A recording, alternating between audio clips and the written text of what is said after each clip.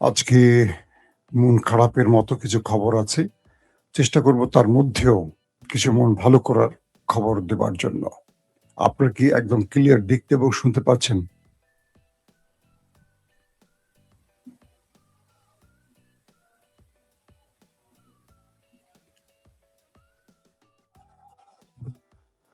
প্রিয় দর্শক, আজকে সকালটা হয়তো আপনাদের যারা ১ম দেখছেন বা অনেকে হয়তো জেনে গেছেন ইতিমধ্যে, আপনাদের অনেকেরই মনটা খারাপ হতে পারে। সেটা হলো ইরানের সর্বোচ্চ ধর্মীয় নেতা আয়াতুল্লাহ আলী খামেনি আর বেঁচে নেই। ইরানের রাষ্ট্রীয় গণমাধ্যম তারা স্বীকার করেছে যে ইসরায়েলের হামলায় শাহাদাত বরণ করেছেন ইরানের সর্বোচ্চ নেতা আলী খামেনি। কয়েকটি প্রশ্ন উঠেছে যে তাকে এত সহজে হত্যা করলো কিভাবে ইসরায়েল, কিভাবে পারলো, নেপথ্যে কারা জড়িত ছিল, ২ নম্বর তার মৃত্যুতে কারা দায়িত্ব নিতে পারে, মার্কিন ইসরায়েলের স্বপ্ন কি পূরণ হবে, ৩ নম্বর প্রশ্ন যুদ্ধ কোন দিকে যাচ্ছে, তবে খামেনি এবং শীর্ষ কমান্ডারদের মৃত্যুর পর ইরান ইসরায়েল যুদ্ধ কোথায় গিয়ে থামবে। আপাতত এই ৩টি বিষয় নিয়ে সংক্ষিপ্ত লাইভ সেশনে আলোচনা করব ইনশাআল্লাহ। প্রথমে আসি আলী খামেনির শাহাদাত নিয়ে। ৮৬ থেকে ৮৭ বছর বয়সী আলী খামেনি প্রায় ৩৬ বছর ধরে ইরানের সর্বোচ্চ ক্ষমতায় বসে আছেন। রুহুল্লাহ খমেনির কাছ থেকে এই দায়িত্ব নিয়ে তিনি প্রায় ৩৬ বছর ইরানের বিপ্লবকে বাঁচিয়ে রেখেছেন, যেটাকে বলা হয় ইসলামিক প্রজাতন্ত্র ইরান। ইরানের মূল টার্গেট ছিল পশ্চিমা দুনিয়ার সাথে ইসলামী চেতনাকে বাঁচিয়ে রাখা এবং একটি ইনসাফ ভিত্তিক রাষ্ট্র প্রতিষ্ঠা করা। ইরান সেটা, বা খামেনি পরিবার সেটা তার জীবন দিয়ে করে গেছেন। মার্কিনীদের টার্গেট হলো পৃথিবীতে কোনো মুসলিম রাষ্ট্র মাথা উঁচু করে দাঁড়াবে না, কেবল দাঁড়াতে পারবে বিড়াল অথবা ইঁদুরেরা অথবা তেলাপোকা।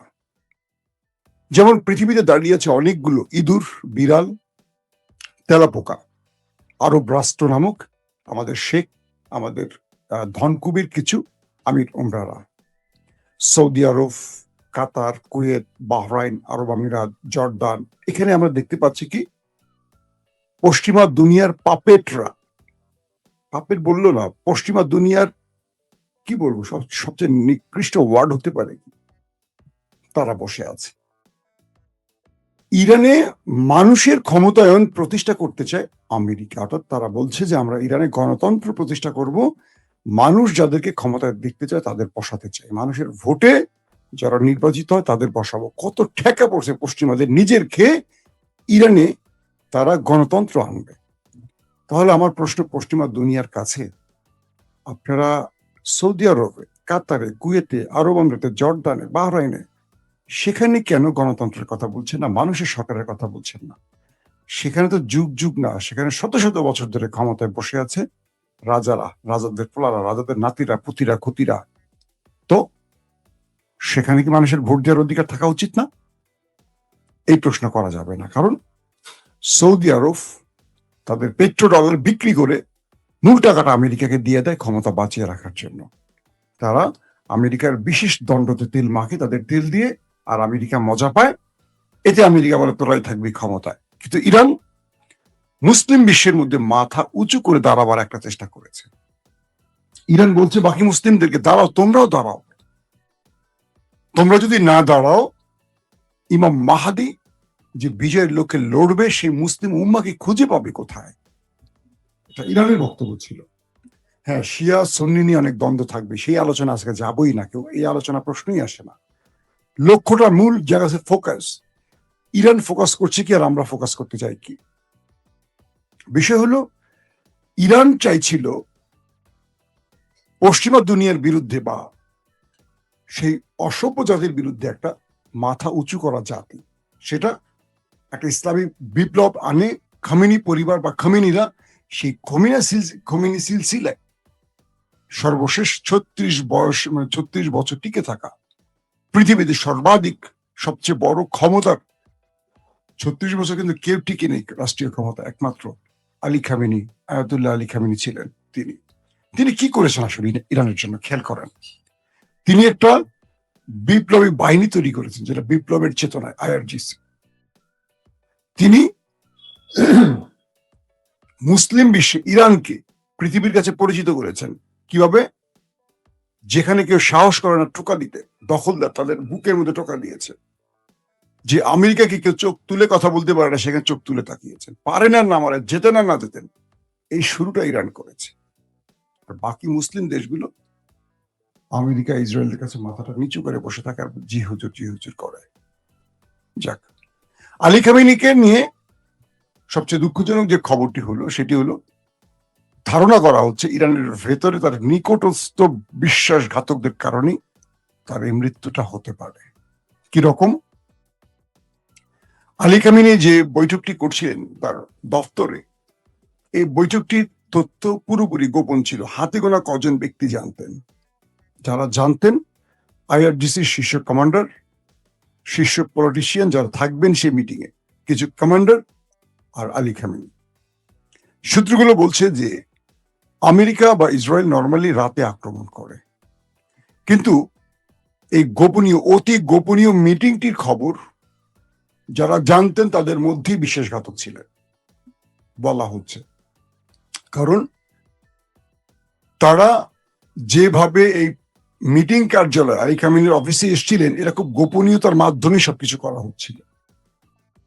এবং যিনি এই তথ্য মোসাদকে বা সিআইএ কে দিচ্ছিলেন, তিনি সেই মিটিং এ ছিলেন। হয় তিনি শহীদ হয়েছেন অথবা তিনি সেই মিটিং এ না ঢুকে বেরোয় চলে গেছেন। অর্থাৎ তিনি বিশ্বাসঘাতক, এটা নির্ণয় করা যাবে। বা কিভাবে ইরান করবে আমি জানি না। যে জাতি নিজেকে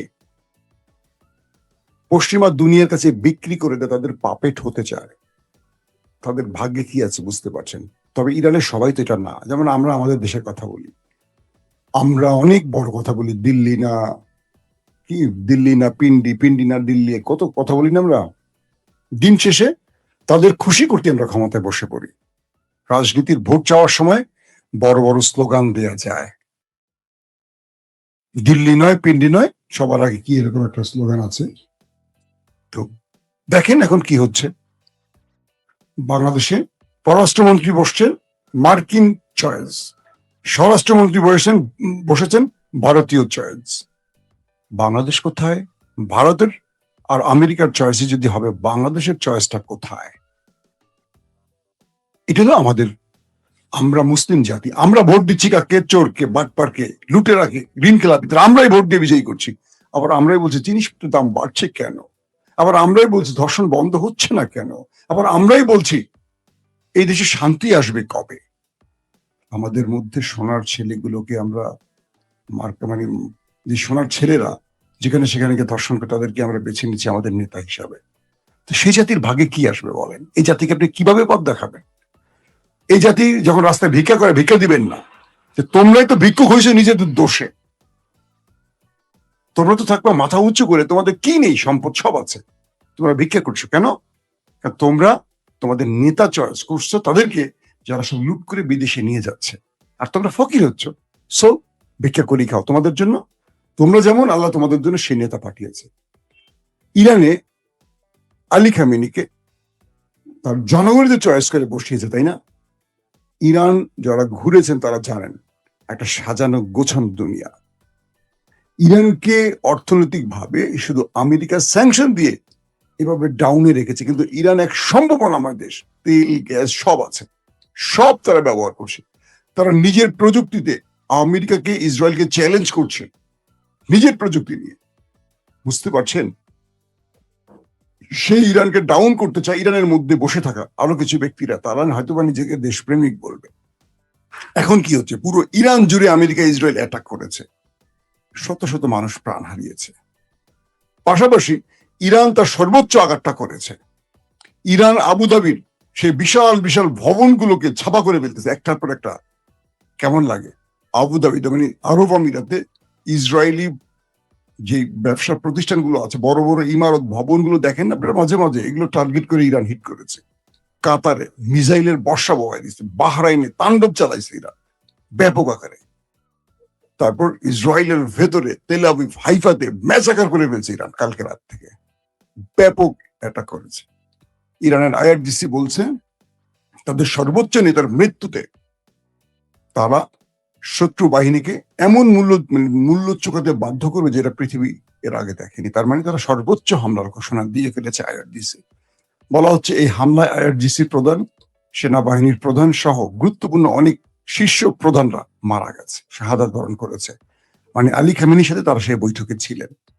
এবং যে আইআরজিসি যুদ্ধটা করে বিপ্লবী গার্ড বাহিনী, তারও প্রধান মারা গেছেন, সেরা প্রধান মারা গেছেন, এরকম শীর্ষ অনেক পলিটিশিয়ান, শীর্ষ কমান্ডাররা মারা গেছেন। এটা হলো সবচেয়ে দুঃখজনক। একসাথে মানে এই বিশাল সংখ্যক ক্ষতিটা আসলে কল্পনা করা যায় না, কিন্তু বিশ্বাসঘাতকরা এই কাজটিতে সহজ করে দিয়েছে আমেরিকার জন্য। কি আমেরিকা কি দিবে তাদের? ধরেন বিশাল অঙ্কের টাকা দেবে আমেরিকা, টাকার জন্য রাষ্ট্রটাকে বিক্রি করে দিল একজন ব্যক্তি, সির্ফ একজন ব্যক্তির বিশ্বাসঘাতকতায় ইরান কত বড় ক্ষতিগ্রস্ত হলো দেখেন। কিন্তু আমেরিকা কি তাকে টাকা দিয়ে বাঁচায় রাখবে? কি করবে আমেরিকা জানেন তো? আমেরিকা তাকে টাকা দিতে ডাকবে বা টাকা দিবে, সার্টেন টাইম পর আমেরিকা তাকে মেরে ফেলবে। কোনো না কোনো আমেরিকা হয়তো বাস চাপা দিয়ে মারবে, গোয়েন্দা দিয়ে মারবে, বিষ প্রয়োগে মারবে। মারবে কেন মারবে? যে ব্যক্তি নিজের দেশকে বিক্রি করতে পারে সে তো টাকার জন্য অন্য কাউকে বিক্রি করবে, সো তাকে মেরে ফেল। সিরাজউদ্দৌলার ইতিহাসে আপনি দেখছেন মীর জাফরের পরিণতি, কিভাবে ব্রিটিশরা মেরে ফেলছে একে একে সবাইকে কৌশলে। ওরা এই কাজটা ঠিক করে, ওরা বিশ্বাসঘাতকদের থেকে সুবিধা নেয় কিন্তু বাঁচিয়ে রাখে না। কিন্তু আমরা বাঙালিরা পকেটের মধ্যে বিশ্বাসঘাতককে লুকিয়ে রাখি, আশ্রয় দিয়ে রাখি, বুকে আদর করে যত্ন করে রাখি বিশ্বাসঘাতকদের, যে জন্য আমাদের ভাগ্যের পরিবর্তন আসছে না। ইরান কালকে থেকে যে অ্যাটাক গুলো করছে সিরিজ দেখার মতো। আরব দুনিয়া এত বড় হামলা দেখে না এর আগে। আরব দুনিয়া ইরানের আক্রমণে কালকে মোটামুটি আতঙ্ক ছড়িয়ে পড়ছে তাদের মধ্যে। এখন বিষয়টা হলো ইরান ইতিহাসের সবচেয়ে বৃহৎ যুদ্ধের দিকে যাচ্ছে এমন ঘোষণা আসছে। পাশাপাশি ইরানের মধ্যে 7 দিনের ছুটি এবং 40 দিনের শোক শুরু হয়ে গেছে আলী খামেনির জন্য।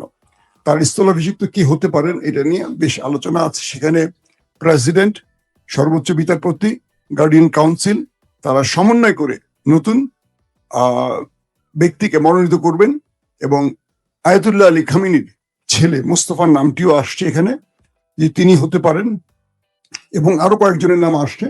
এই হামলায় আলী খামেনির মেয়ে, জামাই এবং এক নাতি শাহাদাত বরণ করেছেন, সঙ্গে আরো যেটা বললাম শীর্ষ কমান্ডারও মারা গেছেন।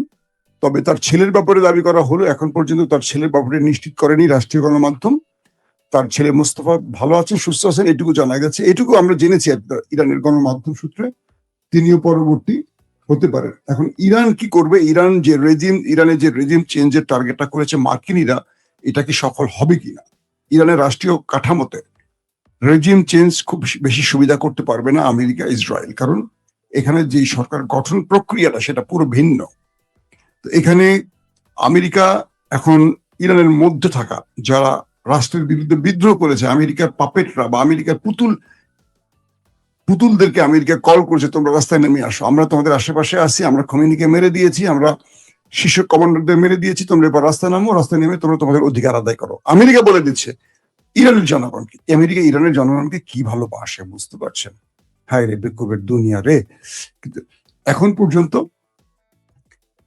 কি বলবো, যে রাষ্ট্রীয় ক্ষমতার কন্ট্রোল বা সেনাবাহিনীর কন্ট্রোল পুরোপুরি খামেনি যে চেইন অফ কমান্ড তৈরি করে গেছে সেখানেই আছে। তো সবকিছু মিলে ইরানের আগামী কয়েক ঘন্টার মধ্যে বড়